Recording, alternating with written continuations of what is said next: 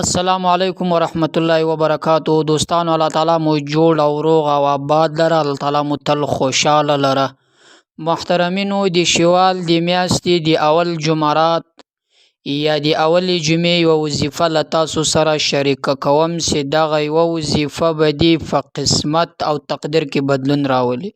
هر کس چې دا وظیفه کوي غواړي کاروبار یې پر مخ ولاړ سي، انشاءالله ترقي به الله تعالی ور نصیب کړي. او هر هغه کس په هر هغه کورنۍ کې چې هر هغه کس دغه وظیفه وکړي په هغه طریقه باندې انشاءالله چې د دنیا هر کامیابی غواړي الله تعالی یې ور نصیب کوي. د دنیا هر قسم ته شهرت او عزت الله تعالی ورکوي. ځکه چې دا د شوال میاشت ده، بیا خاص کر اولین جمعرات یا اولین جمعه چې ډیره بهترینه میاشت او دغه بهترینه وظیفه چې په دغه وخت کې وکړي او چې د هر څه لپاره مثلا دغه وظیفه په هر نیت باندې وکړي، الله تعالی یې پر هغه نیت باندې در رسوي. دوستانو، دا وظیفه چې په کم کور کې کم انسان وکړي د دنیا هر نعمت الله ورکوي، د دنیا هر خوشحالي د دوی په نصیب باندې کیږي او د دنیا له هر ناکامي څخه الله تعالی ساتي او په هر مقصد کې الله تعالی کامیاب کوي. که تجارت یا کاروبار وي یا مثلا په دنیا کې چې هر قسم ته پر مخ باندې تګ کول دی غواړي په دنیا کې انشاءالله الله تعالی به کامیاب کی. او هغه رکاوټونه چې د دو او د کاروبار او د اتفاق یا د روغ صحت تر مابین واقع سوي دي، انشاءالله دغه یوه وظیفه چې پر شرایطو باندې برابر وکړي له دې ټولو څخه به الله تعالی د دې یوې وظیفې په برکت سره محفوظ وساتي. ځکه چې ډیره بهترینه وظیفه ده او ډیره مجربه وظیفه ده، بیا خاص کر د شوال په میاشت کې چې دا شوال د کوچني اختر میاشت مثلا چې په دغه اولین ورځ یې اختر وي، مثلا د شوال له رمضان بعد چې کومه میاشت ده د شوال میاشت، دا یا په عربي کې نوم ده، په نورو زبانو کې خپل نومان لري، خو کم عربي چې ده د اسلام زبان چې کم ده هغه د عربي ده، قرآن په عربي ده، حدیث په عربي باندې دي او دغه نوم هم د شوال دا د عربي د میاشتې نوم ده.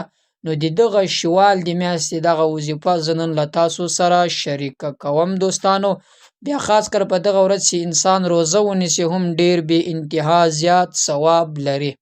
خو که روزه نسي نیولی هغه روزه خو ثوابي کار ده، کې څوک نه ویني چې غاړې خو نه بندېږي، خو هغه له ځانه یو ثواب کار ده کې نیسي الله تعالی ثواب ډیر ورکوي. خو دغه وظیفه داسې وظیفه ده مثلا چې دا خامخا تر روزې پورې معلق نه ده چې ته به روزه نسي بیا به دا وظیفه کوي، نه هغه مې د روزې پر دې باب درته وویل چې هغه ثواب ډیر لري.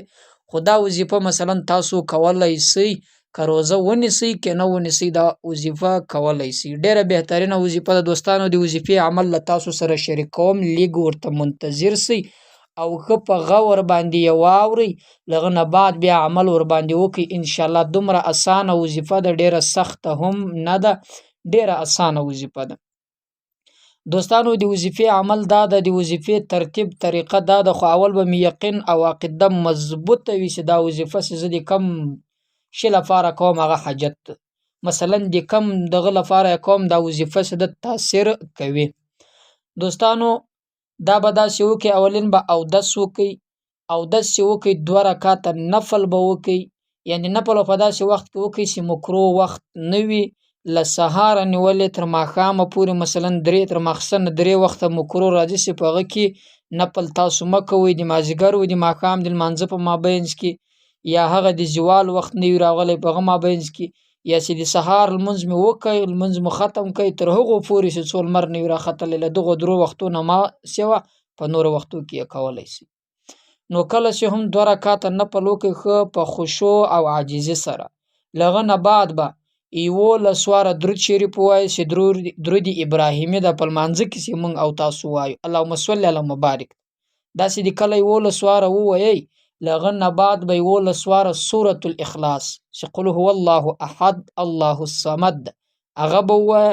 هغه چې د کله 11 واره ووایئ، له هغه نه بعد به 11 واره دغه تورې ووایه، اللهم ربنا آتنا فی الدنیا حسنة وفي الآخرة حسنة وقنا عذاب النار. دا به 11 واره ووایه. په اخري کې به بیا 11 واره سورة الفاتحه ووایاست. الحمدلله رب العالمین الرحمن الرحیم مالک یوم الدین تر ولغدالین امین. دغه نه بعد به په اخره کې یو ځل بیا 11 واره درود شریف ووایه. داسې دې ووایئ، خو تر دې مخکې به مو یاد وي یو ګیلاس اوبه به مې مخ ته یې کړي. هغه ګیلاس کوم چې څوک اوبه پکې څښي، یو هغه ګیلاس چې چای پکې خوړل کېږي، نه هغه اوبه چې پکې څښل کېږي.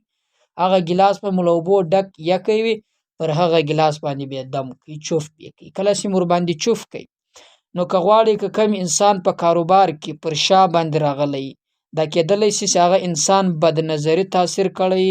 اکثره وخت د انسان کاروبار سم روان یا پر مخ باندې نه ځي، هغه د بد نظري له وجې یا د سحر یا د جادو له وجې، یا مثلا بل انسان په ده باندې مثلا هغه حسد یا هغه بد نظري تاثیر کوي چې له دې وجې د انسان کاروبار پر مخ نه ځي، یا صحت نه برابرېږي، یا انسان ته بې ځایه خوشکه ورځي، مثلا اتفاق نه وي، جنجالونه وي، یا مینه محبت نه وي. دا ټول د دې بدنظري له وجې کېدلی شي، د سحر له وجې کېدلی شي، د جادو له وجې کېدلی شي.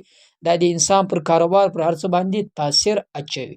نو تاسو به راولاړ شئ، دغه اوبه به په هغه ځای کې واچوئ کوم چې د اوبو ټینکی ده، په هغه کې واچوئ. نو چې پر څونه انسانانو باندې مثلا یا د بدنظري د سحر جادو تاثیر سوی وي، هغه انسانان چې کاروبار کې مهنت کوي بیا هم نه کامیابه کیږي، یا په یو بل کار کې مهنت کوي هم نه کامیابه کیږي، یا په تجارت کې پیسو له لارې مهنت کوي هم نه کامیابه کیږي، یا مثلا سم کاروبار یې پر شا باندې راغلی وي، نو کېدلی شي مثلا چې دا د بدنظري له تاثیره وي. خو دغه د اوبو چې دی څښي انشاءالله چې څو دا اوبه ختمیږي، الله پاک جل جلاله مهربان دی دغه به صحت ورکړي. مثلا دغه عمل څخه به الله تعالی جل جلاله ته نجات ورکړي. یا انسان بیمار ناجوړ وي، مثلا هغه هم د بدنظري تاثیر باندې کړی، هغه انسان چې وچکي هغه ته الله تعالی روغ صحت هم ورکړي. یا هغه انسان چې اتفاق او اتحاد جنجالونه زیات مینه او محبت نه وي، هغه مثلا داسې پر بې ځایه خوشکه ورتللی وي، او دغه اوبه څښي انشاءالله الله تعالی به شفای کامله ورکړي. یا په مابینځ کې اتفاق او اتحاد نشته، انشاءالله داسې څښي په هغه ځای په هغه کورنۍ کې به په هغه معاشره کې په هغه ځای کې به انشاءالله الله پاک جل جلاله د دې کورنۍ د دې انسانانو تر مابینځ اتفاق قائم کړي. ځکه چې په دغه درود او په دې صورتو کې او دغه دم سیو کې په دې کې ډیر زیات طاقت پروت ده. بدنظري، سحر، جادو، بې اتفاقي دا ټول د انسانانو څخه ختمیږي. دوستانو دا وظیفه و انشاءالله ډیره مجربه وظیفه ده، دعاګانې به راته وکړئ چې تاسو یې وکړئ. پر الله تعالی مو سپارم. السلام علیکم ورحمت الله وبرکاته.